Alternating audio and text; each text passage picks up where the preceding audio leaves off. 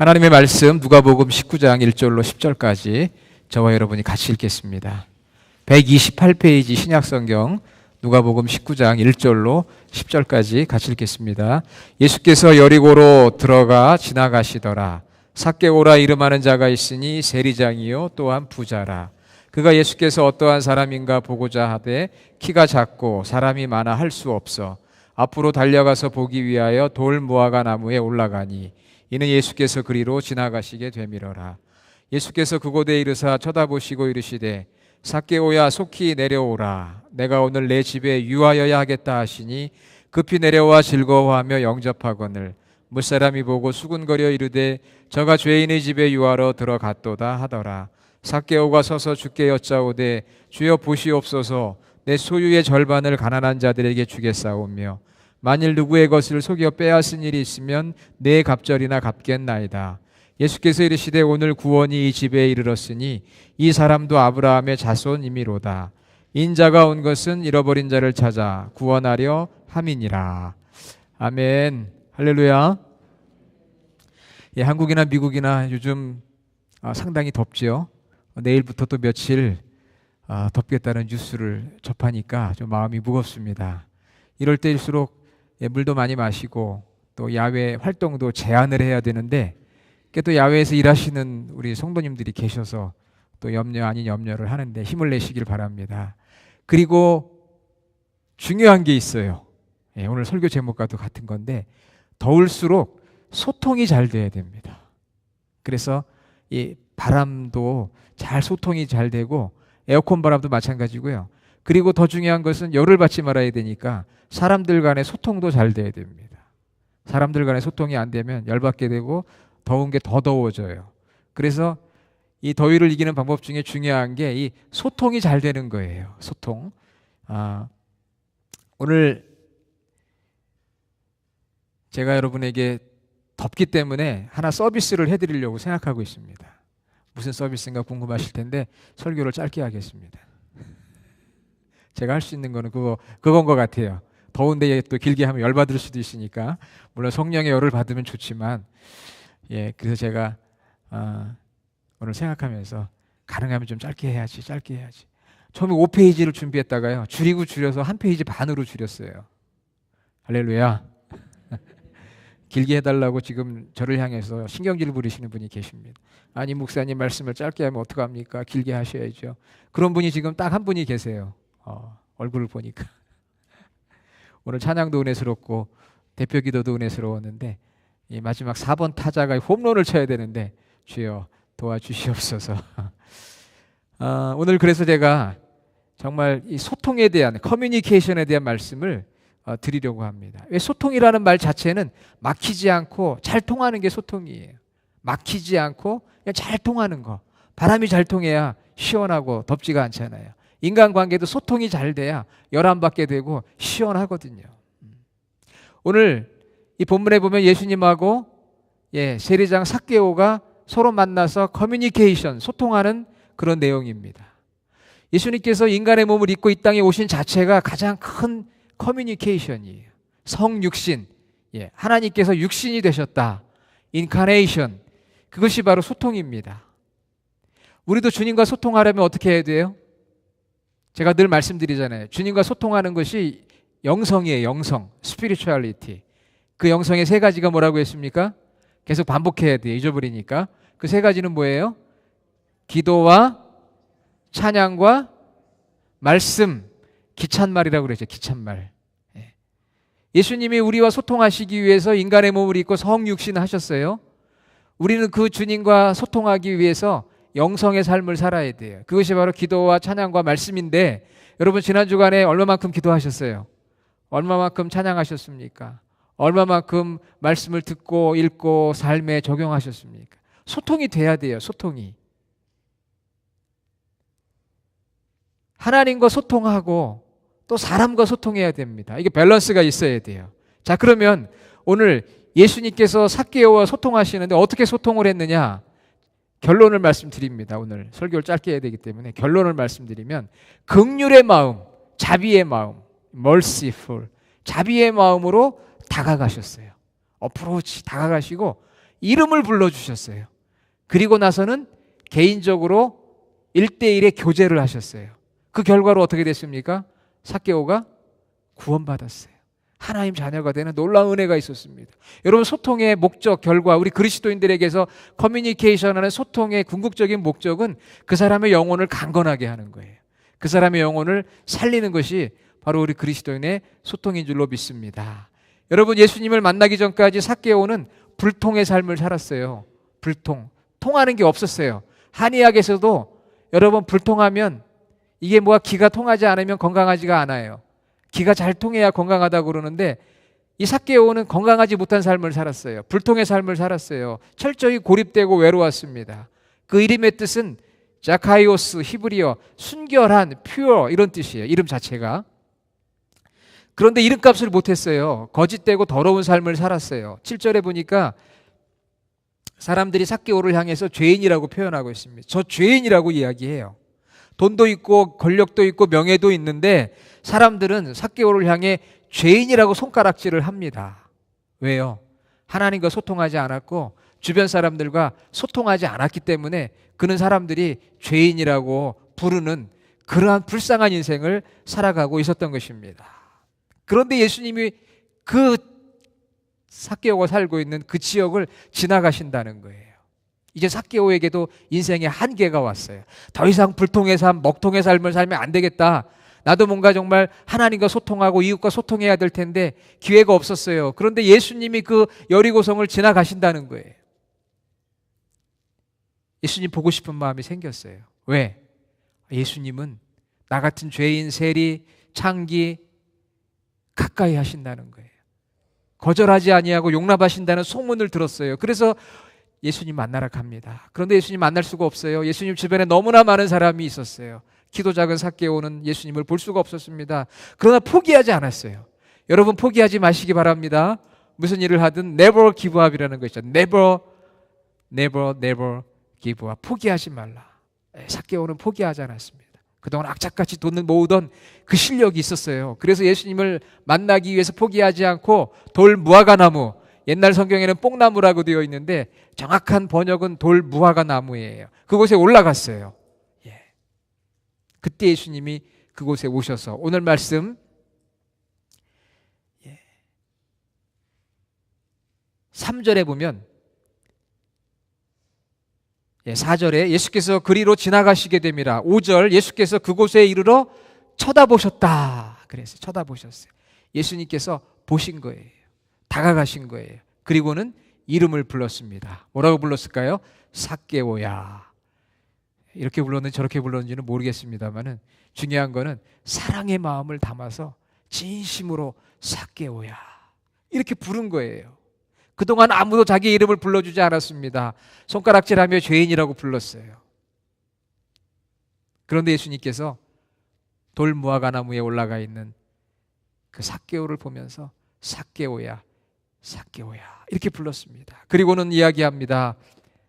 속히 내려와라. 내가 오늘 너와 교제하기 원한다. 내가 오늘 내 집에 유하여야 되겠다. 얼마나 놀랐을까요? 내 스스로도 내 이름을 잃어버리고 살았는데, 사람들이 죄인이라고 불렀는데, 아니 예수님께서 지금 센세이션을 일으키는 예수님께서 나를 보시고 나를 바라보는 것도 부끄러워요. 나무에 올라가 있는 그 모습이 얼마나 처량하겠습니까? 그런데 그 삭개오를 보면서 예수님이 삭개오야 내려와라. 내가 너와 오늘 교제하기 원한다. 아마 굉장히 놀랍고 또 당황스러웠을 것 같아요. 그러나 여러분, 다가가서 이름을 불러준 거예요. 여러분, 소통이 별거 아닙니다. 다가가서 이름을 불러주는 게 소통이에요. 그게 친밀함의 표현이고 상대방의 존재와 인격을 인정하는 거예요. 요즘 어디서나 갑과 을의 갈등이 심각합니다. 갑의 입장에 있는 사람이 을의 입장에 있는 사람에게 다가가서 사랑하는 마음, 정다운 마음으로 이름을 불러줄 때 소통이 시작이 되는 것이고요. 거기서 화합이 이루어지는 거예요. 부모가 자녀를 바라보면서 사랑하는 마음으로 진심으로 이름을 불러줄 때 거기서 소통이 이루어지는 것이고 화합이 이루어지는 거예요. 배우자 간에도 마찬가지입니다. 진심의 마음을 담아서 사랑하는 아내와 사랑하는 남편에게 그 이름을 불러줄 때, 물론 우리 한국의 전통은 이름을 부르는 것은 아니지만 여보라고 부를 때 여보! 이렇게 부르는 게 아니고 잠깨라고 제가 한번 했습니다. 다정하게 불러주는 거예요. 성도 간에도 마찬가지예요. 정겨운 눈빛으로 이름을 불러주는 것입니다. 그것이 바로 소통의 시작이고 화합인 거예요. 정감이 묻어난 소리로. 자, 한번 우리 프랙티스 한번 해보겠습니다. 자, 옆에 있는 분에게 한번 그분의 이름을 불러주세요. 이름을. 아무개 집사님, 장로님, 권사님.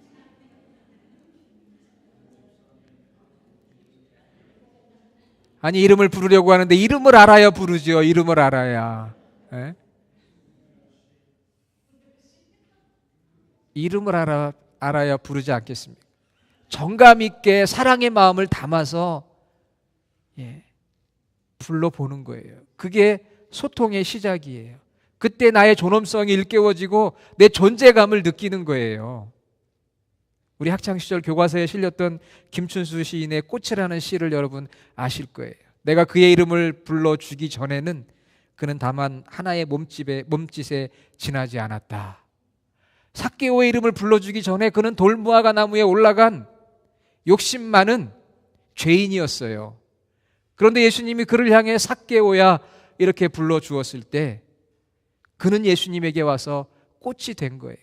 하나님의 자녀가 된 것입니다. 내가 그의 이름을 불러준 것처럼 나의 이 빛깔과 향기에 알맞은 누가 나의 이름을 불러다오. 그에게로 가서 나도 그의 꽃이 되고 싶다. 얼마나 멋있어요. 이런데도 감동이 안 오면 문제가 있는 겁니다. 예? 내가 그의 이름을 불러주기 전에는 그는 다만 하나의 몸짓에 지나지 않았다.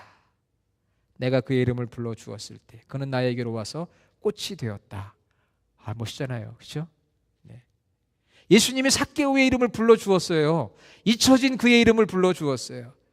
그때 삭개오가 예수님께 와서 아름다운 꽃이 하나님의 자녀가 된 거예요. 그래서 우리는 옆에 있는 사람에게 정말 마음을 다해서 불러드리는 거예요. 그런데 여러분, 이름만 불러준 게 아닙니다. 예수님은 삭개오와 개인적인 교제의 시간을 갖기 원했어요. 예수님께서 이렇게 이야기합니다. 속히 내려와라. 오늘 내가 내 집에 유하여야겠다. 삭개오 너무 기뻤어요. 급히 내려와서 즐거워하며 예수님을 영접했습니다. 누구 방문자가 있으신 거예요? 그럼 설교 빨리 끝나면 안 되는데. 그렇죠? 예, 들어오세요. 아, 다시 시작해야 되게 처음부터. 이 중요한 걸 못 드셨으니 어떻게 해요? 그렇죠? 아, 다시 시작할 수도 없고. 자, 지금부터라도 잘 들으면 돼요. 자, 이름을 불러주었습니다. 거기서 소통이 시작이 되고 화합이 시작이 된 거예요. 근데 그것으로 끝나버린 게 아니고 개인적인 교제를 예수님이 원하셨어요. 삭개오도 응답합니다. 여러분, 응답하는 게 중요해요. 오늘 예수님께서 이 예배의 자리를 마련하시고 사랑하는 주의 종들을 통해 찬양과 기도와 말씀을 증거할 때에 우리가 마음을 열어서 그것을 받아들여야 돼요. 주님의 은혜를 받아들여야 합니다. 그것이 서로 간의 two-way communication인 거예요. 여러분이 소통이라고 하는 영어는 커뮤니케이션인데 그 뜻은 나눈다 이런 뜻입니다. 나누는 거예요. 예수님께서 삭개오의 집에 가셔서 나눈 거예요. 무엇을 나눴을까요? 시간을 나누고 먹을 것을 나눴고 아마도 같이 활동했을 것입니다. 여러분, 우리 주일날 예배 마치고 늦은 시간에 점심 식사하는 이유가 무엇입니까? 다 집에서 먹고 와서 점심 식사 안 하고 예배 끝나면 집에 돌아가도 돼요. 그럼에도 불구하고 힘들고 어렵지만 점심 식사하는 이유는 다른 게 아니에요. 소통하기 위해서입니다. 점심을 나누면서 소통하는 거예요. 그래서 하는 것이고요. 우리가 토요일 날 전교인 새벽 기도회 끝나면 열대분의 성도님들이 맥도날드에 가서 매주 커피를 나누고 또 아침 메뉴 같이 나누면서 1시간 반 동안 대화를 합니다. 대단한 이야기 하는 거 아니에요. 쓸데없는 이야기 하고 있습니다. 저희들이 모여서 가정 얘기, 남편 흉도 보고 정치 얘기, 운동하는 얘기, 여행하는 얘기, 취미생활, 일종의 잡담이에요. 쓸데없는 얘기하고 저희들 갑니다. 1시간 반 동안. 대부분의 사람들은 잡담을 싫어해요. 쓸데없는 이야기라고. 그런데 여러분, 잡담에 유익이 있는 거 아십니까? 잡담에 3가지 유익이 있어요. 첫째는 서로에 대해 친밀함과 편안함을 느낄 수 있게 해준다는 거예요. 스몰 톡. 여러분, 대화는요, 갑자기 위대한 대화가 나오는 게 아니에요. 작은 대화에서부터 위대한 대화가 나오기 시작하는 겁니다. 나는 그거 쓸데없는 잡담이라 난 그런 데 가기 싫어. 소외감 느낍니다. 친밀감 못 느낍니다. 여러분, 지도자들이 왜 소외감 느끼는 줄 알아요? 잡담을 안 해서 그래요. 자기 밑에 있는 사람들하고 솔직한 대화를 나누지 않았기 때문에 위대한 얘기도 못하는 것입니다. 서로에 대한 친밀함과 편안함을 느낄 수 있는 것이고요. 2번째는 거기서 신뢰를 구축하는 것이고요. 3번째는 향후 중요한 대화의 물꼬를 틀 수 있는 것이 바로 쓸데없는 잡담인 거예요. 그래서 우리가 서로를 알아가면서 그런 가운데서 이분의 삶을 알고 생활을 알고 시간을 알고, 그래서 제가 부탁할 수도 있는 거예요. 집사님, 다음에 이것 좀 해주시겠어요? 평소에 대화가 없으면 부탁도 못하는 것입니다. 그것은 바로 친밀한 소통의 시작이에요. 잡담, 쓸데없는 얘기, 그게 중요하지 않은 게 아니라 그렇게 중요하다는 걸 제가 말씀을 드리는 것입니다. 그러나 여러분, 잡담과 험담은 분리되어야 하고요. 여기저기 소문내는 것 자제해야만 합니다. 여러분, 바로 예수님께서 삭개오와 1대1의 시간을 가졌어요. 시간을 나누었고 대화를 나누었어요. 모르긴 몰라도 같이 음식도 나누었을 것입니다. 그것이 바로 소통인 거예요. 소통이 될 때 삶의 기쁨이 있는 것입니다. 여러분 소통 많이 하시기 바랍니다. 잡담, 쓸데없는 얘기라고 여러분 그거 너무 무시하지 마세요. 거기서부터 모든 친밀감과 모든 화합이 시작이 되는 거예요. 예수님의 소통에는 목적이 있어요. 이 땅에 오신 목적을 이루기 위해서 예수님 소통하는 건데, 그 소통의 이유가, 그 목적이 무엇입니까? 10절에 인자가 온 것은 누구를 찾아 구원하려 함이니라? 잃어버린 자를 찾아. 10절에 그렇게 나와 있잖아요. 예수님이 이 땅에 성육신하신 것도 잃어버린 자를 찾기 위해 오신 것이고요. 가장 큰 소통이라고 했죠. 오늘 삭개오를 만나서 그의 이름을 불러주고 그와 대화를 나누고 했던 이유는 무엇입니까? 그 영혼을 구원하기 위함이에요. 그게 목적이에요. 여러분, 그리스도인들은 그런 목적을 가지고 소통하는 거예요. 내가 잡담을 해도 좋아요. 그러나 그 잡담이 잡담으로 끝나는 게 아니라 그것을 통해서 어떻게 하면 내가 내 앞에 있는 이 사람, 내 옆에 있는 이 사람의 영혼을 강건하게 할 수 있을까? 어떻게 하면 세워드릴 수 있을까? 어떻게 하면 구원할 수 있을까? 그런 목적을 우리는 잃어버려서는 안 된다는 것입니다. 세상 사람들은 쓸데없는 얘기로 끝나버릴 수 있지만 우리는 그것으로 끝나는 게 아니에요. 그것을 통해서 위대한 역사를 만들어가는 것입니다. 할렐루야.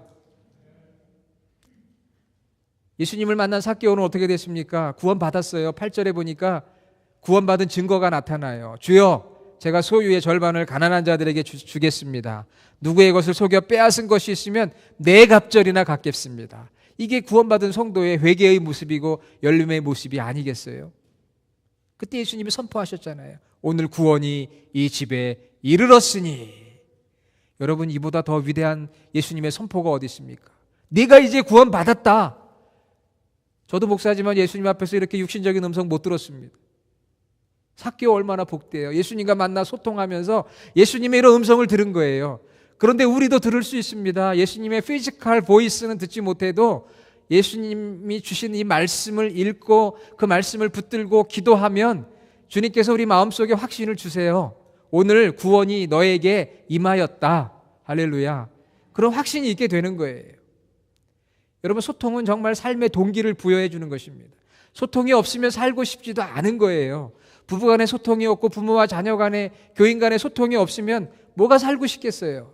불통이 되고 먹통이 되면은 죽고 싶은 거예요. 여러분, 가정과 교회와 직장이든 어디서든 불만이 왜 옵니까? 불만이 오는 이유는 다른 게 있는 게 아니라 사실은 소통의 부재 때문에 불만이 오는 거예요. 그렇기 때문에 소통하려면 겸손해야 돼요. 마크 트웨이는 이런 이야기를 했습니다. 망치를 들고 있는 사람에겐 모든 것이 다 못으로 보인다 그랬어요. 망치를 들고 있는 사람은 모든 게 다 못으로 보이는 거예요. 무슨 얘기입니까? 내가 갖고 있는 생각이 틀릴 수 있다는 거예요. 그런 겸손함이 있어야 우리가 소통을 할 수가 있고 자기를 오픈해야 되고 진실해야 돼요.